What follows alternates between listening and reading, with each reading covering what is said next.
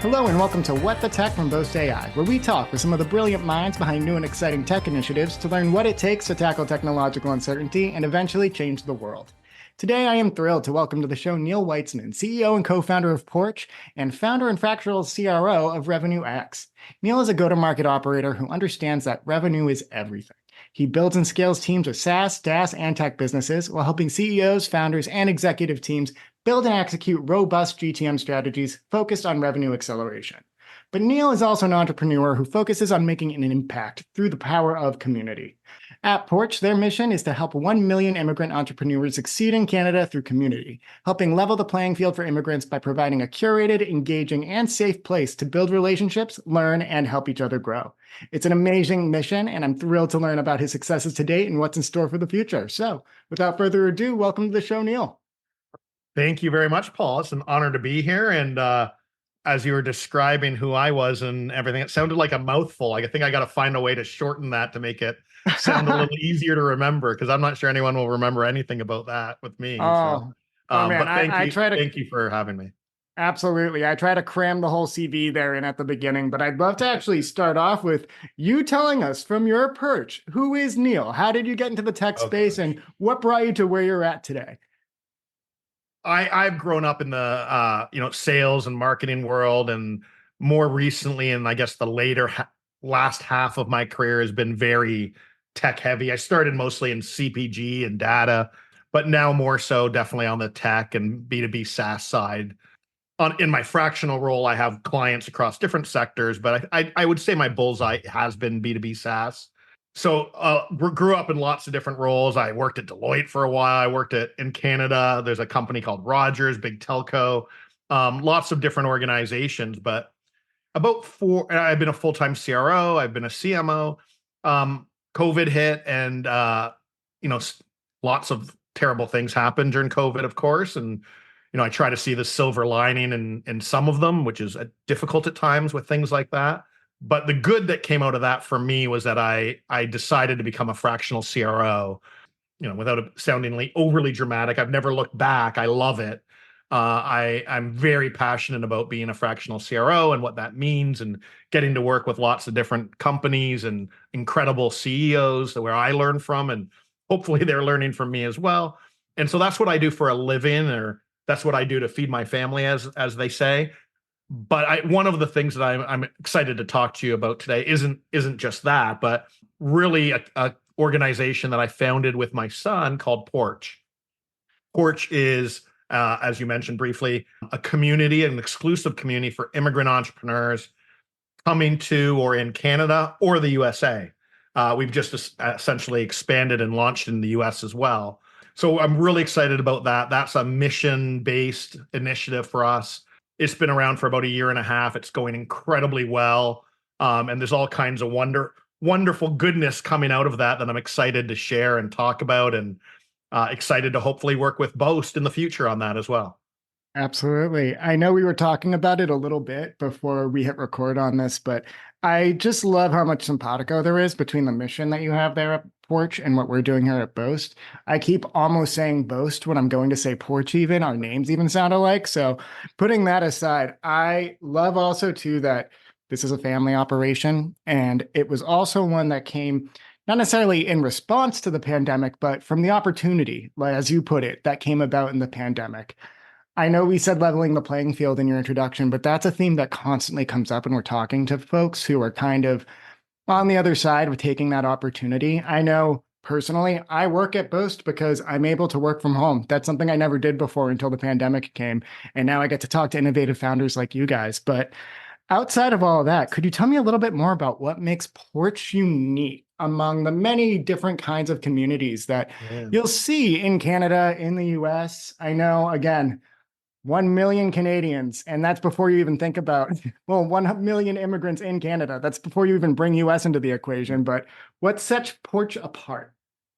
Yeah, thanks. It's a great question. I'm going to try to say this without sounding very like I'm lecturing, because I get on my soapbox a lot when it comes to discussions on community.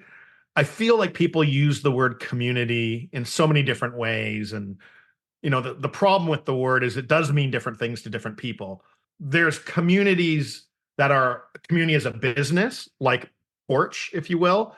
There's communities that their main purpose is a mission-driven purpose to be a community. And then there's quote unquote communities that are an extension of a brand. So for example, HubSpot, who I love HubSpot, I'm a big fan, and they have a HubSpot community. But the reality is that community is based around people who are fans and users of HubSpot. And of course, the purpose is to make HubSpot better and sell more of it and use it more. And that's okay. There's nothing wrong with that. But it's a very different community than what Porch is, or another mission-based community. We're not trying to sell a software or anything. We're just trying to bring people together in a community for the purpose of helping one another. There's no HubSpot. There's no other product we're selling. The product is the community.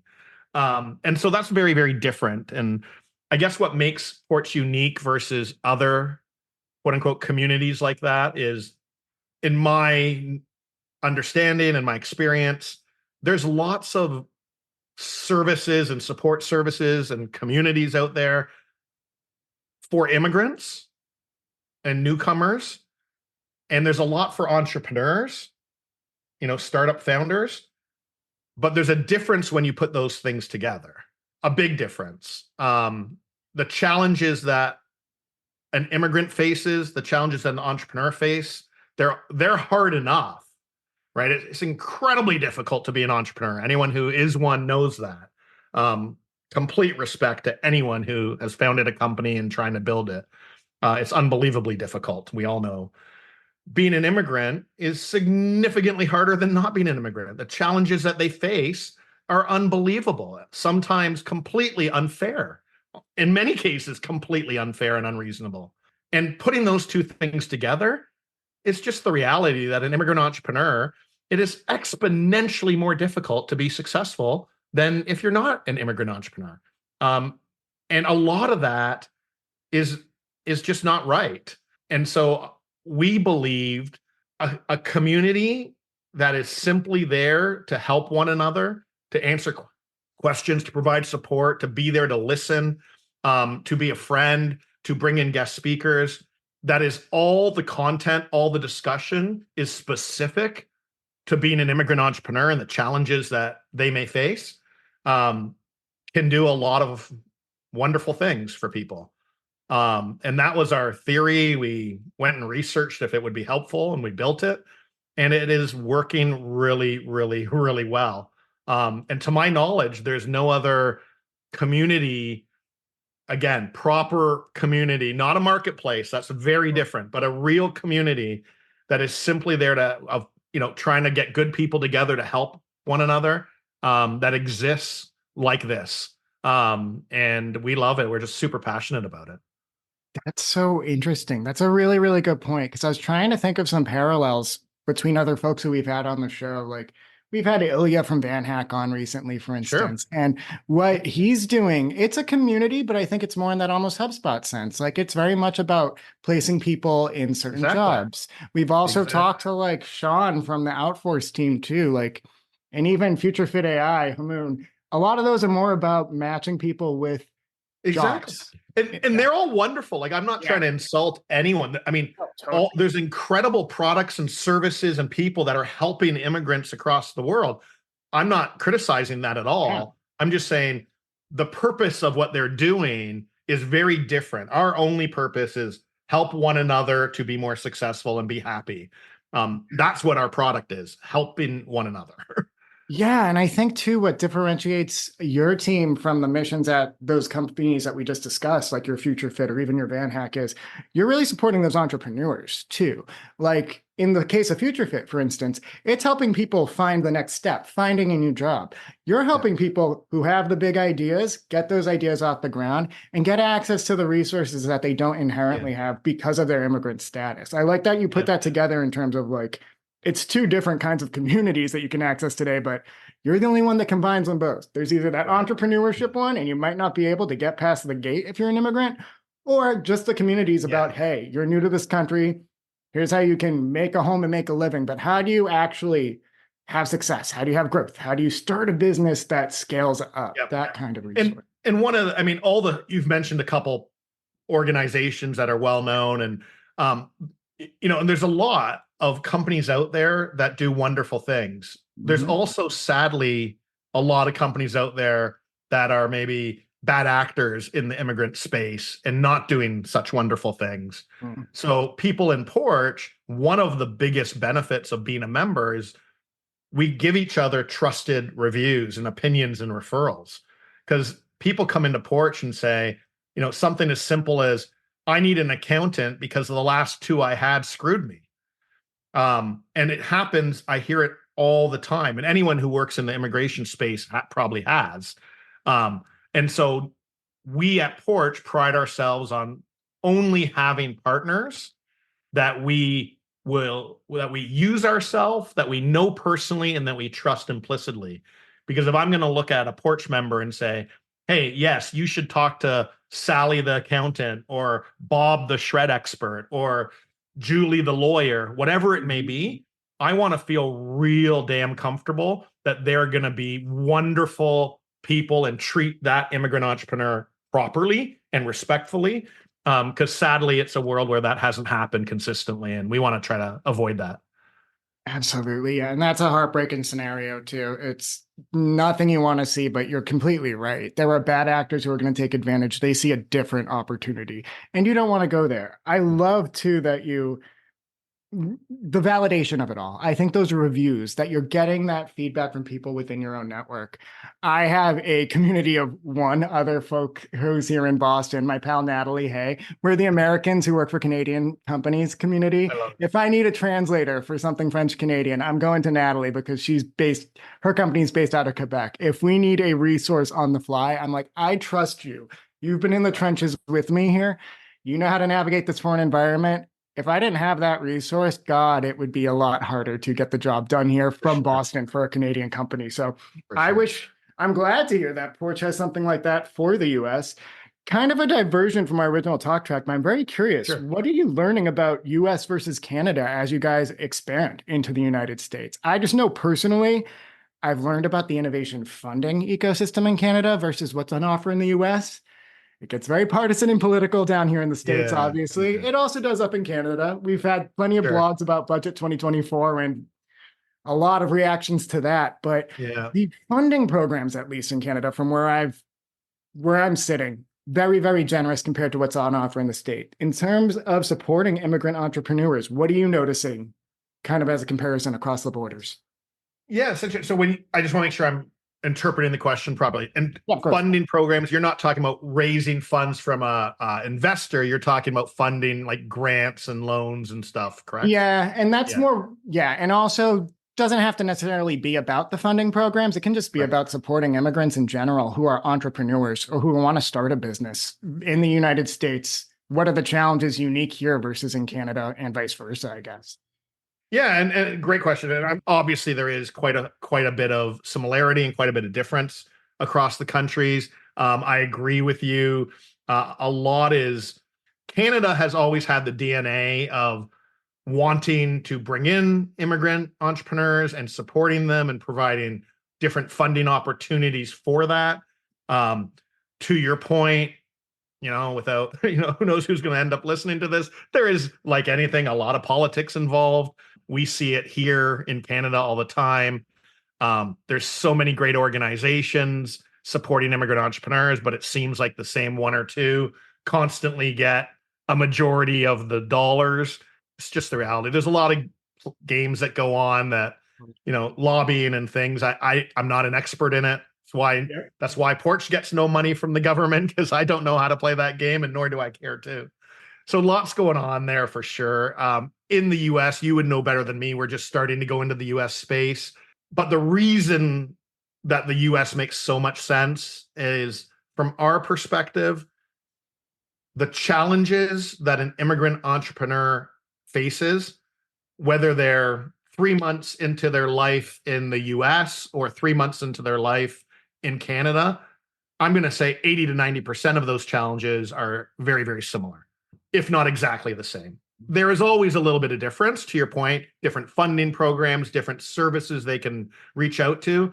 But the general challenges of financial lack of financial data and being able to get credit, lack of, in many cases, a lot of stress and depression and loneliness.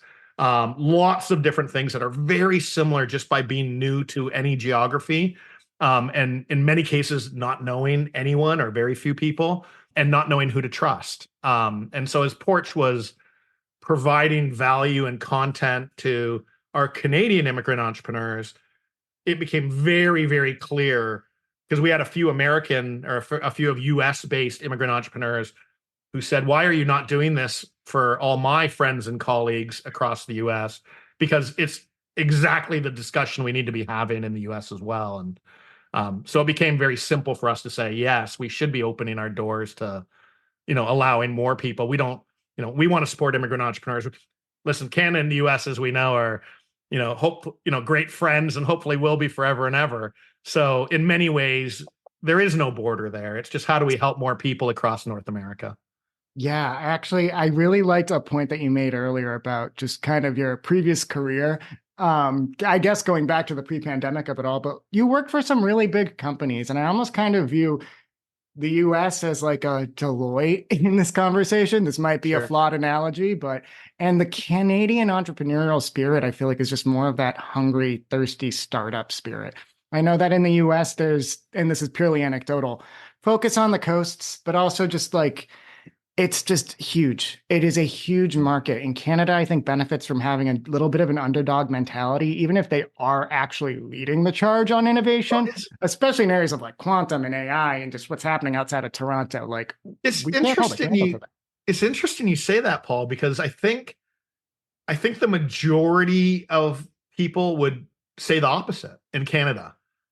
I think the majority of people, especially on the investor side, would say Canadians should be more like American entrepreneurs, a little more aggressive and ambitious. And of course, these are very general statements. Anyone listening, Totally. we're not talking about you necessarily, but very Yep. general statements. I think on average, the average Canadian entrepreneur, business person should be a little more like the average American business person. And that's the same for, early stage entrepreneurs. And I think I've heard and have talked to many, many investors who say that. Yeah. So it's interesting that your perspective is a little different. Now, AI and quantum, yeah, there's a big hotspot in Toronto and Canada around that. And I think Canada's leading in that space in many ways. But yeah, I mean, Canada's always got a bit of a complex around our big brother in the US there, Yep. or at least some Canadians do. So we're always trying to catch up and be part of that economy as well. Absolutely. Yeah. And I think I come from a unique position here too, because my exposure to the Canadian ecosystem, it's those folks who are getting crafty with their funding strategies. It's those folks who are really, really, I think, embracing that, I guess we could say, American spirit in terms of just the entrepreneurship. But it just seems so uniquely Canadian too, just because of, again, I got to shout out the Shred funding. I got to shout out the innovation funding programs on offer here that Boast can help For you sure. get.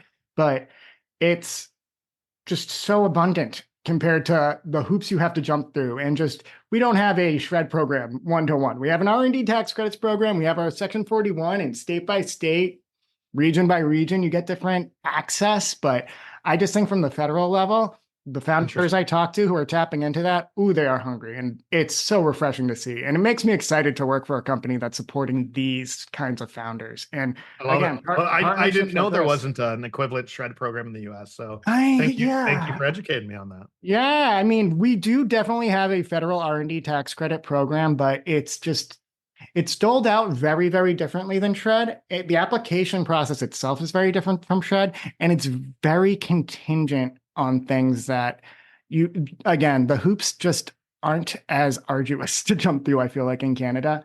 And again, here's the Boast plug. We make it easier no matter where Right. you are. If For you're in sure. the US or in Canada, we'll get you your R&D tax credits. But Most Canadians would laugh listening to you saying that the hoop jumping, because in Canada we feel like almost everything that goes through the federal government is a billion hoops to jump through.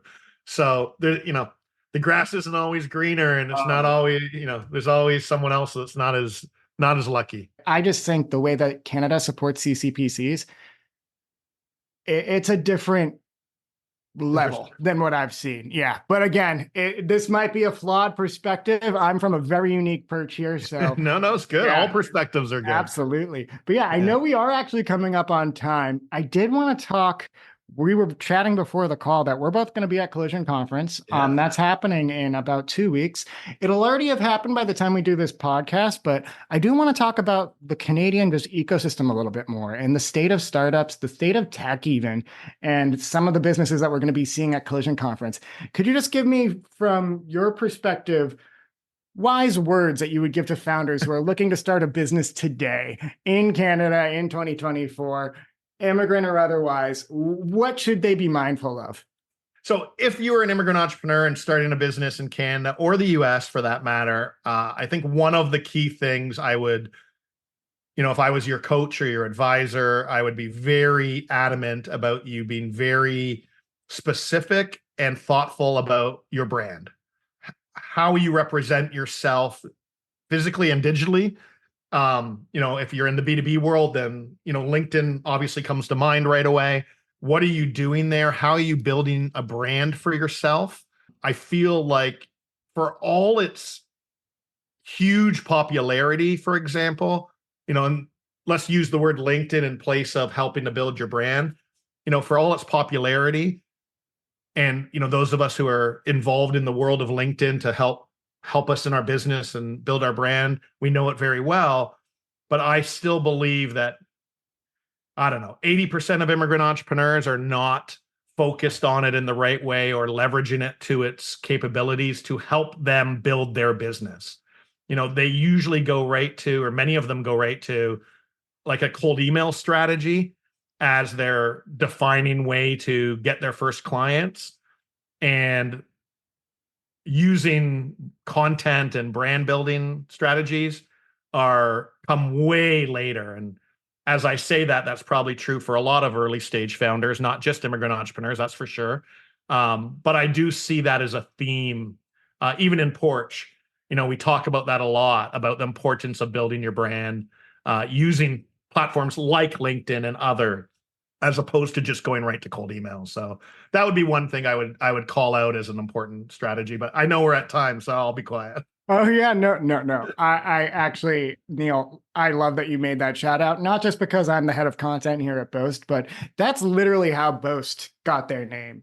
Our founder, Lloyd, he's with the company in a larger level now, but he's not our active CEO anymore. He built the Traction podcast, then built the Traction community out of that. And all of that was a side project associated with Boast. That was in lieu of us having a formal marketing team when the company first started.